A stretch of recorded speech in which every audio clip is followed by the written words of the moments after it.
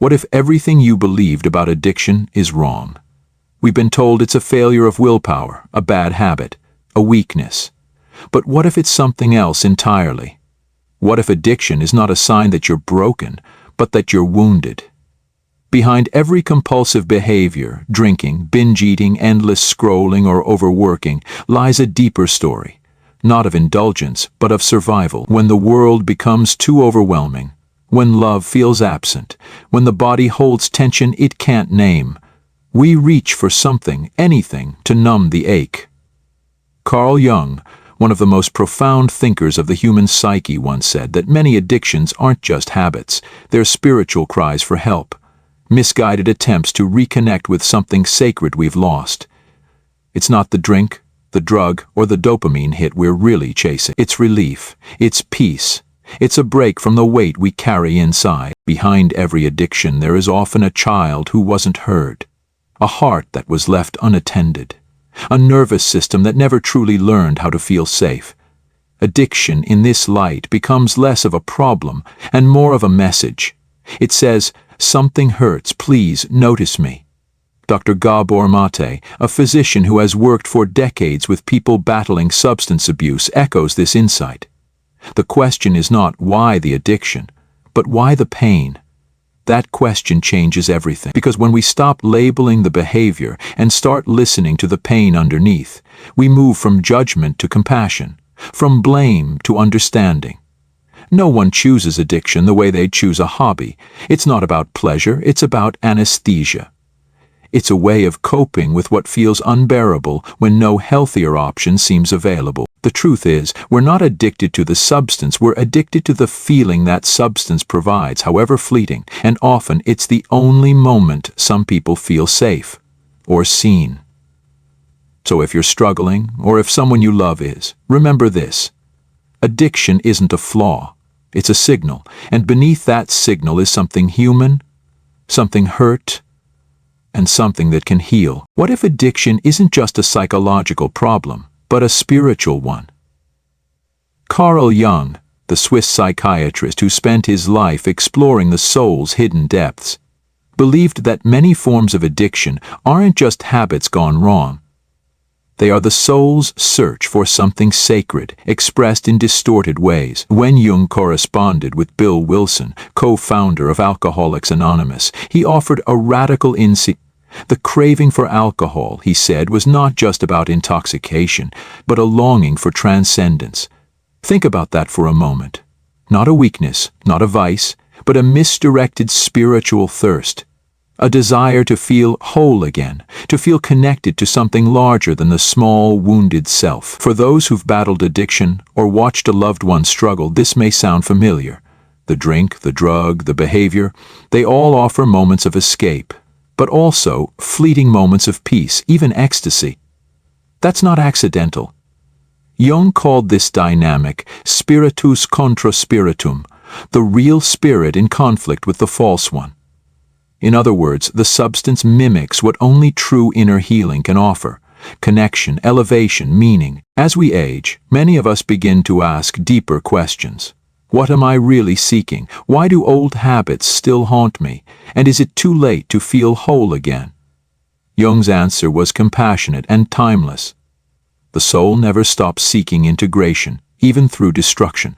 Addiction, in his view, is the psyche's desperate attempt to restore balance, to return to the center of the self when that center has been lost. This isn't about blaming or pathologizing. It's about recognizing that the urge to escape often points to something sacred that has been neglected. The solution isn't simply abstinence. It's reconnection with your story, your shadow, your spirit. It's about replacing the false highs with genuine inner depth. For Jung, true healing always involved a return to meaning, and for many in their later years, when life slows down and the distractions fade, these questions finally come into focus. If you feel lost, know this: you are not broken. You are being called to return, not to the person you used to be, but to the self you were always becoming. Addiction may have been the symptom, but meaning is the medicine, and it's never too late to seek it. There are parts of you you've never spoken aloud, Parts you were taught to silence, parts you tried to forget but never really could. Carl Jung called this the shadow, not evil, but hidden. Not wrong, but repressed. The shadow contains every emotion, impulse, or memory you once believed was unacceptable. Anger, desire, fear, grief, even your longing to be powerful, free, or fully yourself. As children, we quickly learn what emotions are safe to show and which ones provoke punishment, shame, or silence. So we bury them, not because we're bad, but because we're human, because we need to belong. But here's the truth. What's buried is not gone. It lives beneath the surface, influencing our reactions, our habits, even our addictions. Jung said, "Until you make the unconscious conscious, it will direct your life." And you will call it fate. Let that sink in.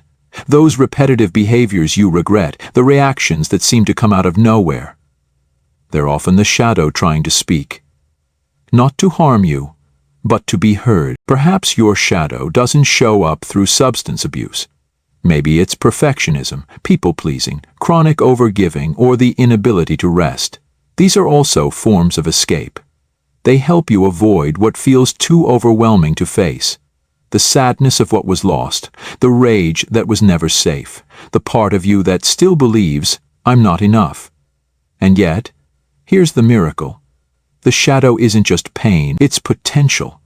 Everything you've disowned is energy waiting to be reclaimed. That's why healing doesn't come from suppression, but from integration. We don't become whole by cutting out what's dark. We become whole by bringing light to it, by sitting with it, listening and asking, "What have you been trying to tell me all these years?" This work isn't easy, especially later in life. But it is sacred, and it brings freedom no substance, no external validation, no temporary relief ever could. Because once you acknowledge the shadow, it stops needing to scream. It becomes part of your strength, not your shame. So if you find yourself repeating old patterns, don't just ask, "What's wrong with me?" Instead ask, "What part of me has not yet been seen?" And perhaps finally, you'll be ready to answer. Before the behavior, before the addiction, before the shame, there was something else, something quieter, something we don't talk about enough. Emotional disconnection. Not every wound comes from violence or chaos. Some of the deepest cuts come from what was missing. A parent too distracted to listen. A home that felt cold even when nothing was said. A child who learned to silence their feelings to survive. Trauma isn't always dramatic. Sometimes it looks like being ignored. Sometimes it's growing up in a house where emotions had no place, where joy wasn't shared and pain had to be hidden. We often think trauma means something bad happened, but it can also mean something essential never did. Gabor Mate, a compassionate voice in addiction research, reminds us that many people carry wounds from their early years, even if they don't remember them clearly. He says, "Trauma is not what happens to you. It's what happens inside you as a result of what happens to you." And for many of us, what happened inside was a quiet decision. I won't ask for too much. I'll take care of myself. It's safer not to feel. As adults, these decisions become patterns. We become overachievers or caretakers, or we numb the ache in ways that society rewards: work, success, independence, even if it exhausts us.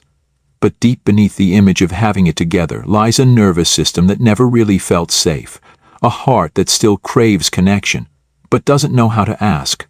Addiction, in all its forms, often grows in this soil, not because someone is broken, but because something essential was never given: the feeling of being seen, soothed, safe. Even if your childhood looked fine on the outside, you may carry the imprint of emotional neglect. And it's not about blame, it's about understanding. Because once we understand what was missing, we can stop punishing ourselves for how we've tried to cope. We begin to see our habits not as flaws, but as survival strategies. Creative, even heroic, attempts to meet emotional needs that were never fully met. And here's the gift.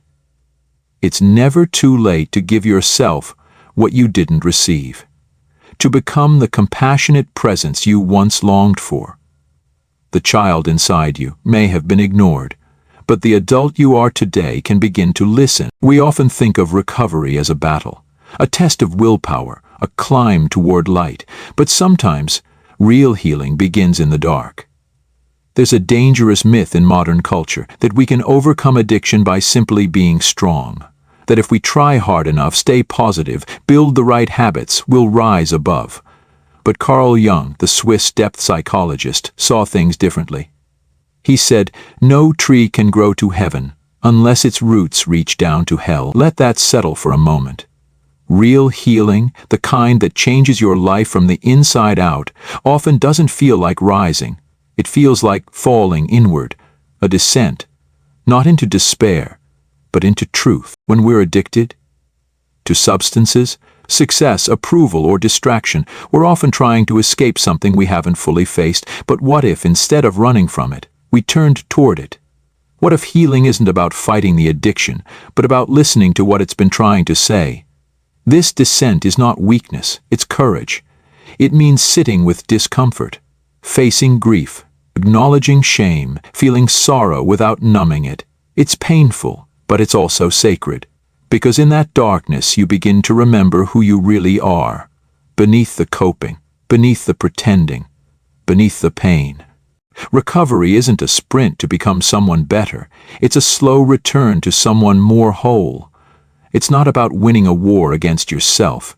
It's about ending the war altogether and choosing reconciliation over resistance. The addict inside you is not the enemy.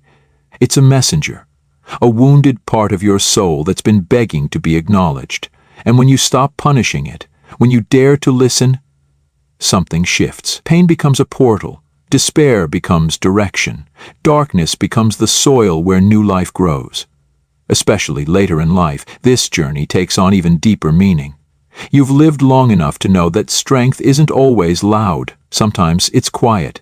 It's the strength to stop hiding, to sit with your truth, and to say, "I'm ready to come home to myself." Because healing isn't about climbing higher. It's about finally becoming grounded. And that is the beginning of real freedom. There comes a time in life, often later than we expected, when we realize healing isn't about becoming someone new. It's about coming home to who we've always been. Addiction, avoidance, emotional numbness, they all share one root: disconnection. Disconnection from our emotions, from our truth, and most painfully, from ourselves. Carl Jung believed that the deepest suffering of the modern soul is not physical pain, but spiritual dislocation, being a stranger in one's own life. And so the true path to healing doesn't lie in perfection or in performance. It lies in reconnection. Reconnection with your story, with your shadow, with the parts of you that were silenced, denied, or forgotten along the way. Perhaps for decades you've tried to outrun your pain. You kept busy, you stayed strong for everyone else, but somewhere deep down something was missing. You may not have had the words for it, but your soul felt the absence. The absence of wholeness. Jung taught that the goal of life is not to be good or clean or even healed in the way the world defines it. The soul doesn't seek perfection, it seeks wholeness. To be whole means to hold all parts of yourself, the light, the dark, the wounded, the wise, in one sacred embrace. Not fighting, not fixing, just finally belonging to yourself. Healing happens not in the absence of pain, but in the willingness to feel it without running away. It's not about suppressing your past, it's about learning to sit with it, to listen, and to allow it to be part of your human story. And in doing so, something remarkable occurs. The emptiness begins to soften, the chaos inside begins to quiet, and a kind of inner stillness takes root, not because the pain is gone, but because you are no longer gone from yourself. It's never too late to begin again. Not from scratch, but from within. You are not broken. You are not beyond repair. You are becoming whole. And that is not just healing, it's awakening. What does it really mean to be free? Not just clean, not just sober, but truly free. In our culture, we often think freedom means the absence of problems. No more cravings, no more triggers, no more struggle. But Carl Jung saw things differently. To him, freedom wasn't the elimination of pain. It was the integration of it. True freedom is not about escape. It's about being able to stay with yourself, with your feelings, with your truth. For years, maybe decades, you may have tried to fix yourself, tried to change, to perform, to prove you were okay. But what if freedom doesn't come from fixing? What if it comes from facing? To be present, truly present, is no small thing. It means you're no longer running, no longer hiding from the echoes of the past or the fear of the future. It means being able to sit in silence and feel at home there. You no longer need the constant noise, the rush, the escape, because you've made peace with what used to scare you, even your flaws, even your shadows, even your story. That's the paradox Jung understood. The parts of us we once feared the most often become our greatest sources of strength once we learn to love them. You don't need to be perfect to be free. You don't need to have all the answers. You just need to be here, awake, aware, and willing to be with what is. Because freedom isn't about what you avoid, it's about what you can now hold, gently, compassionately, without needing to escape. This kind of freedom doesn't scream, it doesn't rush, it doesn't need to prove itself, it just is. Steady, rooted, real. If you've walked through the fire, if you've descended into yourself, if you've dared to feel what once felt unbearable, then you've already begun the work. And now the invitation is simple but profound. To stay, to breathe, to live each day not as someone healed, but as someone whole. This is what it means to be free. So what's the lesson in all of this? It's simple, and yet it changes everything. You are not broken. You are becoming. And healing was never about erasing your pain. It's about learning to carry it with presence, with wisdom, and with love. Freedom isn't found in perfection, it's found in wholeness, in saying yes to all that you are.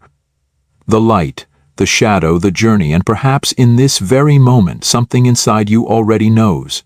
You are ready, not to escape yourself, but to return. If this message spoke to something deep within you, if it reminded you that healing is still possible, at any age, in any stage, then please take a moment to like this video, subscribe for more reflective content, and share it with someone who might need to hear these words today. Because this isn't just a channel about psychology, it's a space for awakening, and the journey is always better when we walk it together.